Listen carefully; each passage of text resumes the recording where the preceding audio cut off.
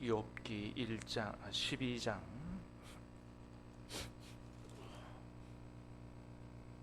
욥기 12장 1절로 마지막 25절까지 말씀을 받겠습니다. 욥기 12장 1절로 마지막 절까지입니다. 욥이 대답하여 이르되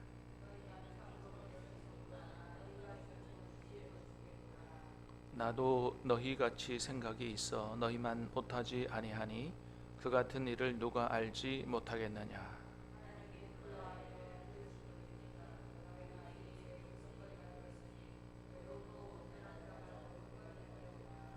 평안한 자의 마음은 재앙을 멸시하나 재앙에 실족하는 자를 기다리는구나.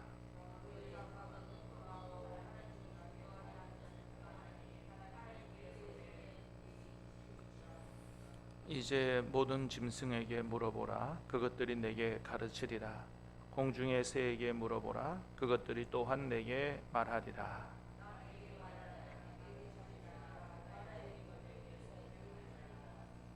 이것들 중에 어느 것이 여호와의 손이 이를 행하신 줄을 알지 못하랴.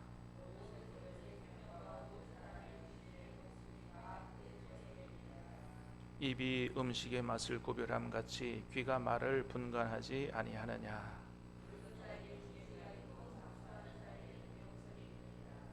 지혜와 권능이 하나님께 있고 계략과 명철도 그에게 속하였나니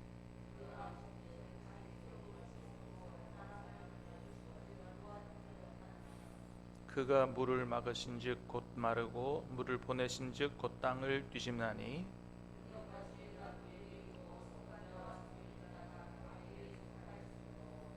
모사를 벌거벗겨 끌어가시며 재판장을 어리석은 자가 되게 하시며 제사장들을 벌거벗겨 끌어가시고 권력이 있는 자를 넘어뜨리시며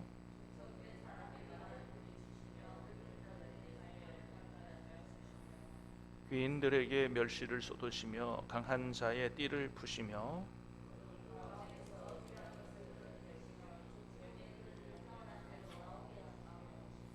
민족들을 커지게도 하시고 다시 멸하기도 하시며 민족들을 널리 퍼지게도 하시고 다시 끌려가게도 하시며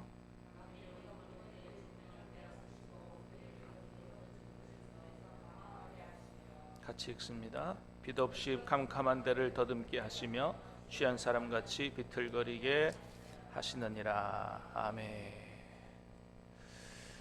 네, 여러분들 기도해 주셔서 1박 2일로 서울을 잘 다녀왔습니다. 먼저는 화요일 날 논산에 아들한테 가서 수료식에 참여했는데 사실 처음엔 안 가려고 그랬어요.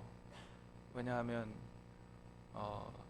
논산으로 갔다가 서울로 가고 너무 운전이 힘들어서, 그리고 언제, 그러고 보니까 참 시간이 많이 됐더라고요. 제가 훈련소 들어갈 때가 30년 전이니까 누가 부모님들이 군대 훈련소 마쳤다고 와가지고 축하해주고 누가 그럽니까? 갈 생각도 안 하고 그랬는데 하도 주변에서 안 가면 안 된다고, 평생에 가슴에 남는다고, 그래서 울며 거저 먹기로 혹시나 또 그러면 또 안 되니까 그래서 갔어요. 근데 안 갔으면은 참 큰일 날 뻔했더라고요. 왜냐하면 요즘에는 계급장하고 옆에 태극기를 부모님이 가서 달아줘요. 수료식에 그 순서가 있어요. 그 수고했다 그러고 가서 계급장 달아주고 옆에다가 태극기 붙여주고, 부모님이 해요. 그러니까 부모님이 안 온 사람은 그냥 애는 멀뚱멀뚱하게 있어야 되고요. 수료식 끝나고 점심 먹고 오후 5시까지 가족들과 함께하는 시간이에요. 그러니까 안 가면 자기 혼자서 있어야 돼요. 야, 참 군대 많이 좋아졌구나. 잘 갔다 오길 잘했다, 그런 생각이 들었습니다. 네. 여러분들 기도해 주셔서 훈련도 잘 받고 폭파병이 됐다 그래요. 폭파병이 그래서 이제 2주 훈련 이후에 이제 자대 배치를 받게 되는데 여러분 계속 기도해 주시기를 부탁드립니다. 서울 가서 이제 MRI 찍은 사진을 새로 찍은 사진, 수술 이후에 찍은 사진을 선생님이 설명을 2장을 수술 전, 수술 후 사진을 비교해 놓고 설명을 하시는데 수술이 너무 잘 된 거예요. 너무 명확하게 다른 거예요. 이전에 많이 눌려있던 부분이 거의 95% 이상 쫙 바르게. 걱정하지 말라고, 앞으로 점점 좋아질 거라고. 많이 힘든데요, 아직도 4개월밖에 안 돼서 그런다고. 1년은 보자 그랬지 않냐고. 1년은 봐야 된다고. 그래서 이제는 3개월 이후에 한 번 오고 그 다음 6개월 이후에 한 번 오고 그렇게 하면 된다. 그래도 얼마나 선생님 그렇게 아주 그냥 자신 있게 말씀하시니까 얼마나 기분이 좋든지. 할렐루야. 하나님의 은혜요, 여러분의 기도 덕분인 줄로 믿습니다. 감사합니다. 자, 말씀을 들으십시다. 자, 오늘 우리가 읽은 말씀은 앞에서부터 한 10장 정도 이어온 욥의 고난에 대한 친구들의 충고, 새 친구들의 충고에 대한 욥의 전체적인 답변이에요. 자, 1절에서 3절 말씀을 다시 한번 보겠습니다. 1절에서 3절 시작. 욥이 대답하여 이르되 너희만 참으로 백성이로구나. 너희가 죽으면 지혜도 죽겠구나. 나도 너희같이 생각이 있어 너희만 못하지 아니하니 그 같은 일을 누가 알지 못하겠느냐. 아멘. 자, 욥이 대답하죠. 너희만 참으로 백성이로구나. 3절에 보니까 그랬어요. 나도 너희같이 생각이 있어 너희만 못하지 아니하니 그 같은 일을 누가 알지 못하겠느냐. 그러니까 친구들이 지금 계속 하는 말이 뭐냐 하면, 네가 당하는 고난은 그게 이유 없이 그렇게 당하는 게 아니다. 네가 뭔가 하나님 앞에 죄를 졌기 때문에 하나님께서 너를 징계하시고 너를 회개하게 하시고 뭐 그렇게 해서 온 고난이지. 그러니까 네가 어떤 죄를 졌는지를 잠잠히 돌아보고 하나님 앞에 회개해라. 이제 이런 인과응보식의 충고거든요. 권면이고. 자, 근데 욥이 너무 서운하고 답답하니까 친구들이라고 와가지고 좀 함께 울어주고 좀 기도해주고 좀 옆에 있어주고 좀 힘이 돼주고 좀 이래야 되는데 이 친구들이 와가지고 오히려 자기를 더 공격을 하니 너무 마음이 아프고 너무 서운하고, 그래서 그런 얘기하는 거죠. 야, 그건 누가 모르냐. 나도 알 만큼 알아. 그런 거죠. 그런데 나에게 해당되는 말은 아니야. 이제 이렇게 항변을 하는 거죠. 그렇습니다. 욥의 말이 맞죠. 욥은 지금 인과응보적 고난이 아니라 예외적인 고난을, 하나님의 특별한 섭리 가운데 예외적 고난을 당하고 있는 거죠. 그래서 여러분, 우리가 어떤 지식을 알거나 또는 어떤 내가 경험을 통해서 얻은 지식이라든지 책을 통해서, 성경을 통해서, 하여튼 내가 경험을 통해서 얻은 지식을 다른 사람에게 전할 때, 다른 사람에게 얘기해 줄 때 나만 알고 있는 것처럼 그렇게 가르치려는 듯이 얘기하는 것은 좀 지양해야 돼요. 왜냐하면 그게 딱 맞는 상황이면 좋지만 그렇지 않을 수 있는 상황이 욥의 친구들을 통해서 우리가 볼 수 있기 때문이죠. 첫 번째는 맞는 얘기지만 이 욥의 경우처럼 상황에 안 맞는 얘기일 수가 있어요. 내가 하는 말이 틀려서가 아니에요. 그죠? 상황이 안 맞을 수가 있어요. 두 번째는 상황에 맞는 얘기라도 상대방도 알고 있는 얘기라면 나는 모르지, 내가 얘기하는 거 잘 들어, 그런 식으로 가르치려고 하면 어떻게 해요? 상대방이 좀 마음에 괴로울 수도 있고, 내가 알고 있는 얘기인데 왜 이렇게 날 가르치려고 드냐, 그렇게 될 수도 있고, 굉장히 자신이 교만하게 보일 수도 있고, 그렇게 된다는 거죠. 그렇기 때문에 내가 알고 있는 것들을 다른 사람에게 말해줄 때 우리가 몇 가지 좀 조심해서 가져야 될 태도들이 있습니다. 첫 번째는 뭐예요? 겸손한 태도로 이야기해야 된다. 겸손한 태도로. 나는 알고 너는 모른다, 이런 식의 태도가 아니라 겸손한 태도. 그것은 곧 뭐냐면 상대방을 도와주려고 하는 자세를 얘기하죠. 내가 지금 얘기해 주는 것은 너 모르는 걸 가르쳐 주려고 하는 게 아니고 뭐예요? 내가 너를 도와주려고 하는 동기와 목적을 가지고 얘기한다. 또 실제로 그래야 되고요. 예. 예. 내 지식을 뽐내는 것이 아니고 상대방을 도와주려고 하는. 그 다음에 어떻게 해요? 그런 마음과 그런 동기가 있더라도 상대방의 상황과 처지를 잘 살피고 거기에 맞게 이야기를 해줘야 되죠. 그래서 경우에 맞는 말이 아로새긴 금쟁반에 은쟁반에 옥구슬이다, 이런 말씀도 있는 것처럼 상황에 맞아야 되거든요. 그렇습니다. 그렇지 않으면 그렇지 않고 상황을 고려하지 않고 원칙만을 고수하고 이야기하면 상대방의 마음에 상처도 될 수 있고 또 불통의 사람이 될 수도 있다라고 하는 것이죠.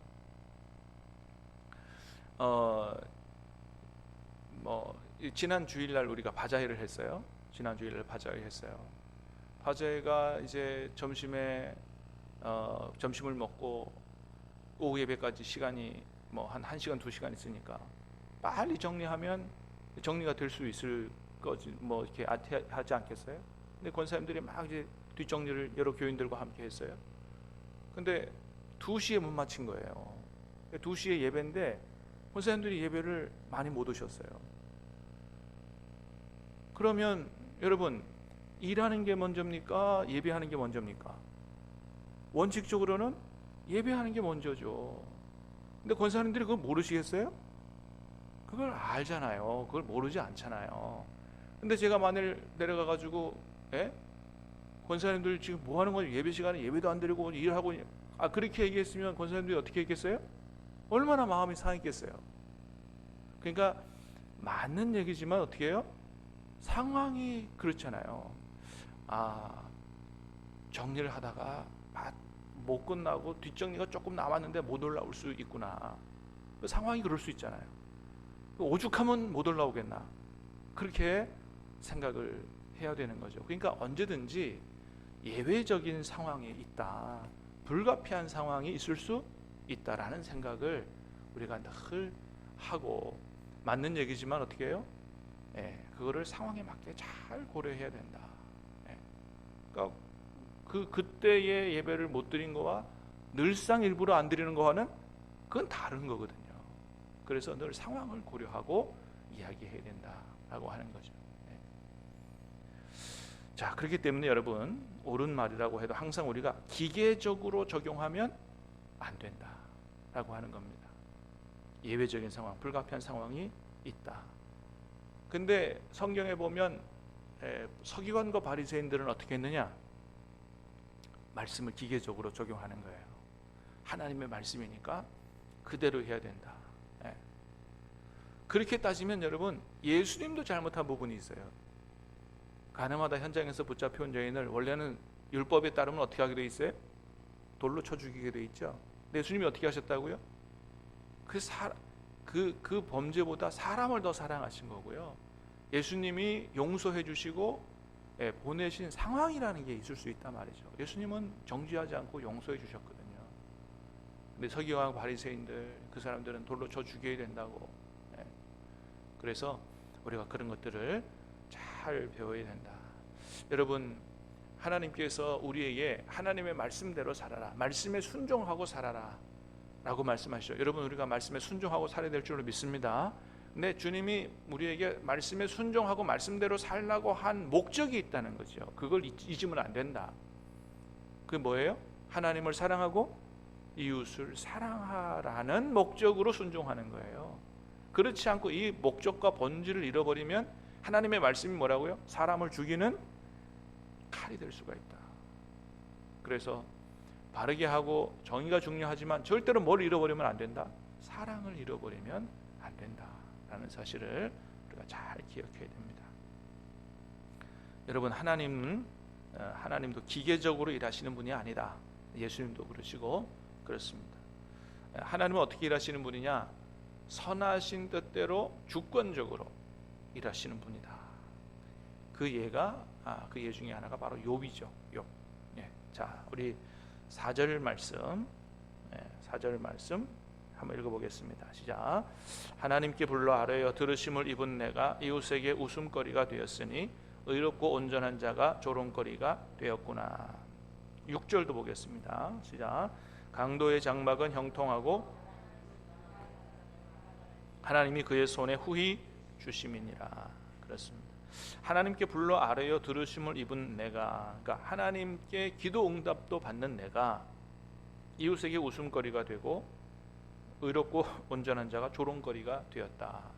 그러니까 인과응보의 법칙에 의하면 욥은 어떻게 해야 되는 사람이라고 얘기하는 거예요. 나는 하나님께 복받아야 되고 좋은 일만 있어야 되는 사람이다. 그 증거가 하나님이 내 기도를 들어주시고 응답도 해주시고 하나님 앞에 내가 온전하게 살았다. 자, 또 하나 예를 들지요. 6절에 보니까 뭐라 그랬어요? 강도의 장막은 형통하고 하나님을 진노하게 하시는 자는 평안하니 하나님이 그의 손에 후히 주심이니라. 아니, 죄를 짓고 사는 사람도 저렇게 아무 일 없이 편하게 잘 산다. 인과응보의 법칙, 너희들의 말에 의하면 안 맞는 얘기 아니냐? 하나님이 그들이 그렇게 살도록 은혜 주시는 거 아니냐? 9절도 봅니다. 9절 시작. 이것들 중에 어느 것이 여호와의 손이 이를 행하신 줄을 알지 못하랴. 하나님께서 다 행하신 거 아니냐? 지금 내가 이렇게 고난을 당하는 것도 하나님께서 행하신 거고, 강도들이 저렇게 평안하게 사는 것도 하나님이 은혜 주신 게 아니냐? 그 모든 것들이 하나님의 손에 있는 거 아니냐? 하나님이 하신 거지만 너희들이 얘기하는 인과응보의 기계적인 법칙으로만 일하시는 하나님이 아니다라는 것을 지금 얘기하는 거죠. 제가 서울에 가면 거의 꼭 들렸다 만나고 오는 목사님이 한 분 계세요. 권영인 목사님이신데, 그분은 신학교 시절부터 저랑 아주 친하고 가깝게 지냈어요. 뭐 종씨이기도 하고 그렇기도 하지만 이분이 특별히 아주 다른 분들 중에서도 참 좋은 성품을 가지신 분이에요. 그래서 그 주변에 늘 사람들이 모였습니다. 베풀기 좋아하고 도와주기 좋아하고. 그런 사람을 누가 싫어해요? 지금도 뭐 늘 그냥 주변에 사람이 끌어요. 늘 보고 싶은 사람, 만나고 싶은 사람, 이런 사람이에요. 근데 그런 분이 폐암에 걸렸어요. 작년에 3기로 건강검진을 하다가 발견이 되고, 천만 그래도 다행이다. 어떻게 뭐 나중에 돌이킬 수 없는 상황이 아니라 건강검진 하다가 발견이 됐으니까. 그래서 서울대병원에서 치료를 잘 받고 건강해졌어요. 제가 수술할 때도 병원까지 찾아와서 위로하고 기도해주고 얼굴이 좋았어요. 근데 지금 한 4개월 만에 다시 만났는데 재발했다는 거예요.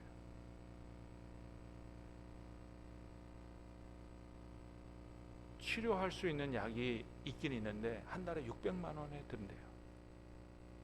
도저히 먹을 수가 없는 거죠. 한 가지 길이 있는데 유hen양행에서 개발하고 있는 약, 시약이 있는데 연구 대상자로 선정이 되면 약을 먹을 수가 있다는 거죠. 하나님 은혜로 또 연구 대상자로 선정이 돼서 약을 무료로 먹게 됐어요. 근데 그 약이 얼마나 독한지 매일 먹어야 되는데 피부가, 손이 예전 같지 않은 거예요. 그리고 찍은 사진을, PET-CT 사진을 보여주는데 암이 폐에만 있는 게 아니고 번진 거예요. 너무 마음이 아프고 마음이 무너지는 것 같고, 아니 도대체 왜? 저보다 한 살이 많아요. 형님 같은 분에게 왜? 내 일도 아니지만 때로 우리가 하나님을 이해할 수가 없어요. 왜? 이렇게 좋은 사람에게. 언뜻 드는 생각이 그런 생각도, 하나님 너무 나쁘시다.